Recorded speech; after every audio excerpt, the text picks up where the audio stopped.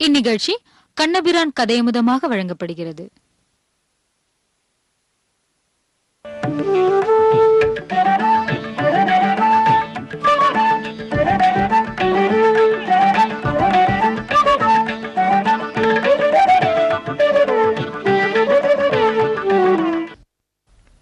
ஆலமா மரத்தின் இளமேல் ஒரு பாலகனாய் ஞாலமேழுமுண்டான் அரங்கத் தரவினணையான் கோலமா மணியாரமும் முத்துத் தாமமும் முடிவில்லதோரெழில் நீலமேனி ஐயோ நிறைகொண்டதன் நெஞ்சினையே.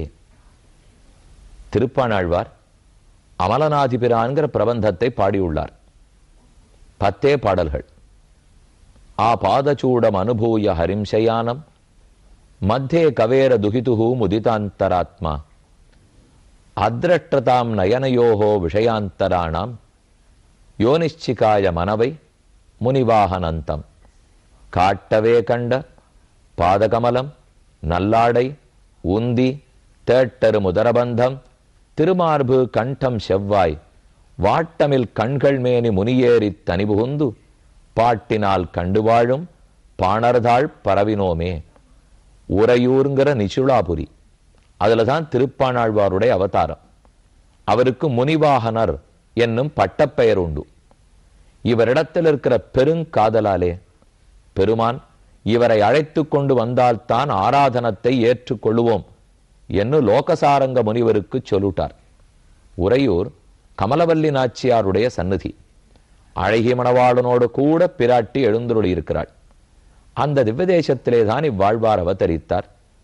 திருவரங்கநாதனுடைய வைபவத்தை பேச 10 பாசுரங்கள். திருவரங்கத்தில் சயனித்துக் கொண்டிருக்கும் பெரிய பெருமாள் அவருடைய ஓரொரு அவயவத்தையும் அனுபவித்து ஓரொரு பாசுரங்களை திருப்பாணாழ்வார் பாடினார். மொத்தம் 10 பாடல்கள். அதில் இப்படியே சொன்னது 9வது பாடல்.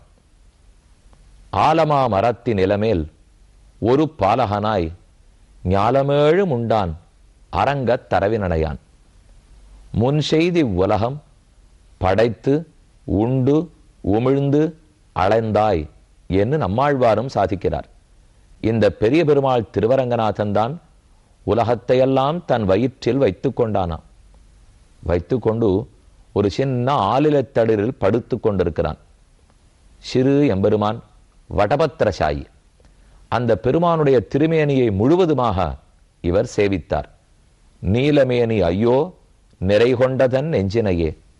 என் நெஞ்சம் முழுக்க பெருமானுடைய திருமேனி நிறைந்தது. ஏற்கனவே 8 பாடல்களாலே ஓரோரு அங்கமாக பாடிக்கொண்டு வந்தேன். இப்போது திருமேனியை முழுவதுமாக பாடுகிறேன். அது நம் உள்ளத்தையே கொள்ளை கொண்டது என்று சாதிக்கிறார். அப்படி எம்பெருமான் ஆலமா மரத்தின் நிலமேல் ஒரு பாலகனாய் கிடந்தான். அரங்கத்து அரவின் அணையான். அந்த பாலகனை மார்க்கண்டேயர் சேவிக்கிறார். ரொம்ப ஆச்சரியமான சரித்திரம். 12வது ஸ்கந்தத்தில் 8வது அத்தியாயம் துவக்கம். சூத ஜீவ சிரம் சாதோ வதனோ வததாம் வர தமஸ்ய பாரே பிரமதாம் நிருணாம் துவம் பாரதர்சனஹ ஆஹுச்சிராயுஷம் ரிஷிம் மிருகண்ட தனயம் ஜனாக. எங்க மனசுல ஒரு சந்தேகம். சௌனகர் சூத்தரை பார்த்து கேட்கிறார், பகவான் ஆலத்தளிரில் காட்சி கொடுத்தாராமே, அதை மிருகண்டுவனுடைய புதல்வர் மார்க்கண்டேயர் கண்டாராமே. எங்களுக்கெல்லாம் ரொம்ப வியப்பா இருக்கு. அது எப்படி அத்தனை உலகத்தையும் சாப்பிட்டுட்டு ஒரு சின்ன ஆலிலத்தளிரில் படுத்துட்டு இருக்க முடியும்? அவ்வளவு பெரிய லோகம். அதெல்லாம் முதல்ல சின்ன வயிற்றுக்குள்ள அடங்குமா? அப்படியே அவர் பகவான் அதனால வயத்துக்குள்ள அடங்கித்து என்ன வைத்து கொண்டாலும் அப்பேற்பட்ட பிரம்மம் விபு அனைத்துலகத்திலும் நிரம்பி இருக்கிறவர். அவர் போய் சின்ன ஆலந்தளிரில் ஓர் ஆளிலையில் சயனித்துக் கொண்டிருக்க முடியுமா? சயனித்திருந்தா உருண்டு விழுந்திருந்தார்னா வயத்துக்குள்ள எல்லாம் இருந்ததா? திருப்பாணாழ்வாருக்கு அதான் கேள்வி. பெரிய பெருமாளை சேவிக்க போகும்போது அவர் சற்றே நம்ம பக்கத்தில் ஒரு கழுத்து படுத்திருப்பார்.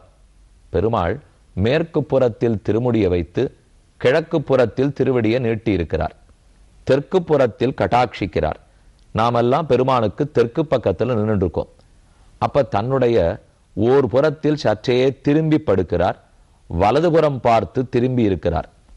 எப்போதும் மனிதன் சாப்பிட்டு முடித்த விற்பாடு இடப்பக்கம் ஒரு கழித்து படுத்தால் நன்கு ஜீரணமாகும். வலப்பக்கம் உருக்களித்தால் சரியே ஜீரணமாகாது. பெரிய பெருமாள் திருவரங்கநாதன் அவர் வலப்பக்கம் உருக்களித்து படுத்துள்ளார். ஏனெனில் சாப்பிட்ட உலகம் ஜீரணமாகிவிட்டால் நாம் அனைவரும் அழிந்து போவோம். அதற்குத்தானோ என்னமோ ஜீரணமாக வேண்டாம்னுட்டு நம் பக்கத்தில் உருக்களித்திருக்கிறார். இதை கண்ட திருப்பாணாழ்வார்க்குத்தான் ஆச்சரியம். இதே போலத்தான் மார்க்கண்டேயர் என்னமா பெருமாளை சேவித்தார் என்று சௌனகர் சூத பௌராணிகரை கேட்கிறார். பிரளயம் பிரளயம் வந்ததாமே, தண்ணீரால் உலகமத்தனையும் மூடித்தாமே, யஹா கல்பாந்தே உர்வரிதோ ஏன கிரஸ்தமிதம் ஜெகத் சவா அஸ்பத் குலோத்பன்னா கல்பேஸ்மின் பார்கவ ரிஷபஹ. நம் குலத்துக்கெல்லாம் மூத்தவராக இருந்த மார்க்கண்டேயர் அவர் பிரளயத்தில் கண்ணனை சேவித்தாராமே. எப்போது பிரளயம் வந்தது? ஓரொரு சதுர்யுகத்தின் முடிவிலும் பிரளயம் வராதே. இப்ப நாம எந்த யுகத்தில் இருக்கோமோ இதனுடைய முன்னால் கிருத்தயுகம், திரேதாயுகம், துவாபர யுகம், கலியுகம். நாம் இப்ப கலியுகத்தில் இருக்கோம் அல்லது துவாபர யுகத்தின் இறுதியில் இருக்கிறோம். இதனுடைய முன்யுகம் 4 சதுர்யுகம் முன்னால் அல்ல, இதே 4 யுகங்களுக்குள் முன் யுகத்தில் மார்க்கண்டேயர் பார்த்திருப்பார்னு வைத்துக் கொண்டால் இது நடுவில் இருக்கிற 28வது சதுர்யுகம்னா இதன் இறுதியில் பிரளயமே கிடையாதே. சற்றே கலியுகம் மாறப்போறது, கிருத்தயுகம் பிறக்க போகிறது. பிரளயம் எப்ப வரும்? கிழிய பார்த்திருக்கோமே, பிரம்மாவுக்கு பகல் முடியணும், அதாவது 1000 சதுர்யுகங்கள் முடிய வேண்டும், அப்போதுதானே பிரளயம் வரும். அப்படின்னா எப்படி இவர் பிரளயம் வந்தது? திடீர்னு எங்கிருந்து பார்த்தார்? ஏக ஏவார்ணவே பிராமியன் ததர்ச புருஷங்கில வடபத்திர புட்டே தோகம் சயானம் து ஏகம் அத்புதம். பெருமாள் சிறு ஆளிலத்தடர்ல படுத்திருந்தாராமே, இப்படி அப்படி உருண்டிருந்தா கீழே விழுந்துட்டா எடுக்கிறதுக்குள் ஆள் கிடையாதாமே. வடபத்திரசாயியாய் ஸ்ரீவில்லிபுத்தூர்ல தான் பெருமாள் சயனித்து கொண்டிருக்கிறார். ஆச்சரியமான பாசுரம். மென்னடையன்னம் பறந்து விளையாடும் வில்லிபுத்தூர் உறைவாந்தன் பொன்னடி காண்பதோர் ஆசையினால் என் பொறுகையர் கண்ணினை துஞ்சா. ஆண்டாளுடைய நாச்சியார் திருமொழியில் அற்புதமான பாசுரம். அன்னப்பறவைகள் பறந்து விளையாடக்கூடிய ஸ்ரீவில்லிபுத்தூர், வில்லி கண்டன் என்கிற 2 பேருக்காகவே பெருமாள் அந்த திவ்யதேசத்தில் சயனிச்சென்றிருக்கார். மல்லி நாடு, மல்லி மல்லின்னு நாடு, அந்த நாட்டிலே தான் ஆண்டாள் அவதரித்தாள். மல்லி நாடாண்ட மடமையில் அல்லி நாட்டாமரமேல் ஆரணங்கி நின் துணைவி மல்லி நாடாண்ட மடமையில். அவள்தான் ஆயர் குலவேந்த நாகத்தாள் வேயர் புதுவை வில்லிபுத்தூர் கோனான பெரியாழ்வார் பெற்றெடுத்த பெண் பாவை. அந்த ஆழ்தாள் தான் சாதிக்கிறாள். இதோ வடபத்திரசாயி வடபெருங்கோயிலுடையான சேவித்துக் கொள்கிறேன். வட பத்திர சாயி, வடவிருக்ஷம் ஆலமரம், வடபத்திரம் ஆலந்தளிர் ஆலிலை, சாயி அதில் படுத்து கொண்டிருப்பவர். என்னமா இது நடந்தது? நமக்கு ரொம்ப நாளா ஒரு சந்தேகம். அவ்வளவு பெரிய பெருமாள் இத்தனை சின்ன ஆளிலத்தழுல படுத்திருந்தாரா? அந்த கதையைத்தான் இப்ப கேட்க போறோம். ஏஷனஹ சம்சயோ பூயான் சூத கௌதூகலம் யதஹ தம் நச்சிந்தி மகாயோகின் புராணேஸ்வபி சம்மதா. புராணம் இதை பத்தி என்ன சொல்றதோ அந்த கதையை கேட்கறதுக்கு ஆவலா இருக்கும். அதுவும் இந்த கதை இப்ப இதான் அநேகமா கடைசி கதை. இதுக்கப்புறம் வேற கதைகள் கிடையாது. ஏன்னா நாமும் 13வது அத்தியாயத்தோட இது முடிஞ்சுட போறது இல்லையா? அப்ப இத்தனை கதை கேட்டிருக்கோம். அதுவும் இந்த கதை எல்லார் உள்ளத்தையும் பறிக்க போற கதை. சூதர் சொல்றார், பிராப்த ஜ்விஜாதி சம்ஸ்காரஹ மார்க்கண்டேயா பிதுக்கிரமாத் சந்தாம் சதீத்ய தர்மேண தபஹா சுவாத்தியாய சயுதா. மார்க்கண்டேயர் தன் தந்தையாரிடத்திலிருந்து எல்லா சாஸ்திரங்களையும் அத்தியனம் பண்ணார். அதுக்கப்புறம் நல்ல தபஸ்வியாய் அனுஷ்டானம் பண்ணி கொண்டு இருந்தார். பல 1000 வருஷம் வாழ்ந்தார். அவர் சிறந்த யோகி. தன்னுடைய யோக பலத்தாலே நீடித்து வாழ்ந்தார். ஏவம் தபஸ்வாத்தியாயபரோ வருஷாணாம் அயுதாயுதம் ஆராதயன் ஹிருஷிகேசம் ஜிக்யே மிருத்யும் சுதுர்ஜயம். ஜெயிக்க முடியாத மரணத்து கூட இவர் ஜெயித்து வெகு காலம் இருந்தார். இப்ப உங்களுக்கோ அடியனுக்கோ 1000 வருஷம் வாழணுங்கிற ஆசை வந்தால் அதுக்கெல்லாம் வழக்கம் என்ன, மரபு என்ன பண்ணால் வழிமுறைகள் கூறப்பட்டுள்ளன. யாரும் வாழலாம், ஒன்றும் குறையில்லை. ஆனா விருப்பம் இருக்கிறதா இல்லையாங்கிறது வேறே தவிர வாழணும் நினைத்தால் யோகத்தால் 1000 வருஷமோ 10,000 வருஷமோ 1 கோடி வருஷமோ வாழறதுக்கு முடியும். அப்படித்தான் ரிஷிகள் எல்லாம் எத்தனையோ 1000 வருஷம் வாழ்ந்திருக்கிறார்கள். நாம சொல்லுகிறோம் 60, 70, 80 என கண்ணால் அவ்வளவுதான் பார்க்கறதுனாலே. மேலும் இப்போ இருக்கிற பாட்டுக்கு அதுவே அதிகம் சுவாமி. எப்ப பெருமாள் மோட்சம் கொடுக்கிறாரோ அங்க போறதை விட்டுட்டு இத்தனை வருஷம் இருந்து என்ன பண்ண போறோம்? அது வேற. ஆனா நீ சொல்றது டெக்னிக்கலி பாசிபிள். அதைத்தான் சொல்றேன். இப்போ வேணும்னா 1,00,000 வருஷம் கூட வாழலாம், வேண்டாம் பெருமானுடைய திருவடிகளை அடையணுமா தாராளமா மோட்ச இன்பத்தை ஆசைப்படலாம். ஆராதயன் ரிஷிகேசம், ரிஷிகேசனை ஆராதித்து கொண்டு மிருத்யுவை ஜெயித்து ஆனந்தமா வாழ்ந்துட்டு இருந்தார். பிரம்மா புருகுர் பவோ தக்ஷா பிரம்மபுத்திராச்ச ஏபரே நிருதேவ பித்ருபூதானி தேனாசன் அதிவிஸ்மிதாக. இவர் வாழற முறையை பார்த்துட்டு பிரம்மாவுக்கே ஆச்சரியம், இந்திரனுக்கு ஆச்சரியம். என்னமா இதை போல ஒத்தரால யோகத்தோடு இருக்க முடியாது? தேவர்களான நாம் 10,000 ஆண்டுகள் இருக்கும், மனிதனா பிறந்து ரிஷியா இருந்துட்டு இப்படி இருக்காரே. நீங்களே கேள்விப்பட்டிருப்பீங்க. எந்த திவ்ய தேசத்துக்கு யாத்திரை போறோம் பாருங்க, சோழ தேசம் திவ்ய தேசம் 40, பாண்டிய தேசம் 18, தொண்டநாடு 22, எங்க வேணா போங்க. மார்க்கண்டேயர் பண்ணிருக்கிற பாக்கியம் யார் பண்ணிருப்பாளான்னு தெரியல. எந்த கோலுக்கு போனாலும் மார்க்கண்டேயருக்கு பிரத்யக்ஷம். அர்ச்சகர் சுவாமி நமக்கெல்லாம் ஸ்தல புராணம் சொல்லுவார் இல்லையோ, பெருமாளுக்கு ஹாரதி பண்ணுவார். ஸ்தல புராணம் சொல்லச்சே பக்கத்துல மார்க்கண்டேயர் இருப்பார். எந்த கர்ப்ப கிரகத்துக்கு போனாலும் அநேகமா மார்க்கண்டேயர் அமர்ந்திருப்பார். உடனே அர்ச்சகர் சொல்லுவார், இங்கு மார்க்கண்டேயருக்கு பிரத்யக்ஷம். அப்ப எத்தனை ஆயிரம் வருஷங்கள் அவர் இருந்திருந்தால் போய் போய் போய் இத்தனை திவதேச பெருமாளை வரவழைத்திருப்பார். மார்க்கண்டேயர் தபஸ் பண்றார், பெருமாளை வரவழைக்கிறார், அந்த திவதேசத்தில் அவரை கோயில் கொள்ள சொல்றார்.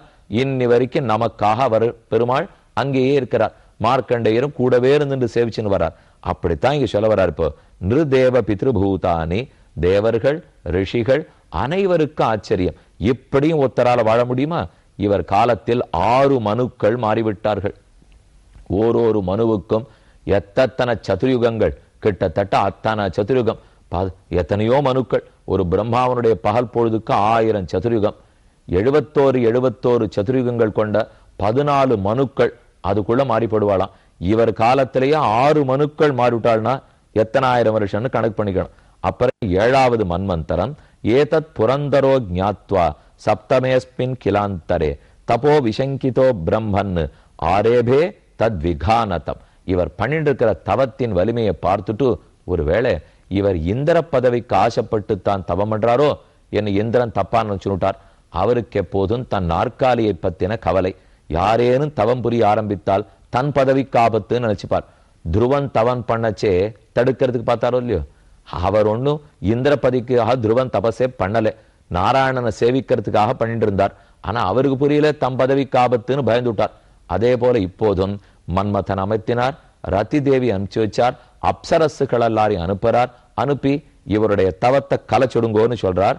அழகான இடம், கந்தர்வாப்சரச காமம் வசந்த மலினானலவ் முனையே பிரேஷயாமாச ரஜஸ்தோக மதௌ ததா தேவை தத் ஆசிரமம் ஜக்முகு ஹிமாத்ரேகே பார்ஸ்வ உத்தரே.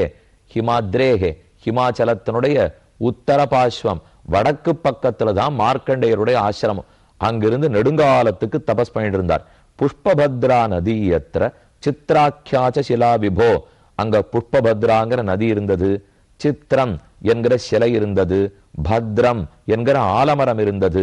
தது ஆசிரம பதம் புண்ணியம் புண்ணிய துரும லதாஞ்சிதம். அந்த ஆசிரமத்தில் மிகுந்த புண்ணியம் இருந்தது. பக்கத்தில் மயில்கள் எல்லாம் ஆடும், குயில்கள் எல்லாம் கூவும், ஆங்காங்கு சோலைகள், ஆங்காங்கு நீர்வீழ்ச்சிகள். ஹிமாச்சலமே அழகு. ஹிமாச்சலத்தின் உத்தர பாகம், அதுல அந்த இருந்த இடம் பாருங்க, புஷ்பபத்ராங்கிற நதி ஓடின்னு இருக்கு, சித்திரம் என்கிற சிலை, ஒரு பெரும் பாறாங்கல்லு பாறை, சிறு குன்ற போல் அது இருக்கு. அதுக்கப்புறம் ஒரு பத்ரவட்டம், அழகான வடவிருட்சம் இருக்கிறது. இந்த இடத்தை பார்த்தாலே நமக்கு அப்படியே உள்ளம் மயங்கும். வாயு பிரவிஷ்ட ஆதாய ஹிமநிர்ஜர சீகரான் சுமனோபிகி பரிஷ்வக்தா வவாவுத்தம்பியன் ஸ்மரம். நம்முடைய நினைவே மழுங்கடவு கடவுக்கு அழகான வாயு வீசுறது. புஷ்பங்களுடைய தாத்துக்கள் வந்து வந்து நம் உடலை தொட்டு தொட்டு வருடி கொடுக்கின்றன. இந்த சந்தர்ப்பத்துல தான் ரிஷி நன்கு தபஸ் பண்ணிட்டு இருந்தார். பெருமானை தவிர்த்து எங்கும் தன் உள்ளத்தை செலுத்த மாட்டார். அந்த இடத்துலதான் அப்சரசுகள் வந்து அவர் உள்ளத்தை கலைக்க போறா. அதோட மட்டுமல்ல, இந்த இடம் எது தெரியுமோ, நம்ம தமிழகத்தில் இருக்கிற ஒரே திவதேசன் இந்த இடத்தை போலவே உள்ளது. எதுன்னு அடுத்த நாள் சொல்றேன். ஒரு அறிவிப்பு.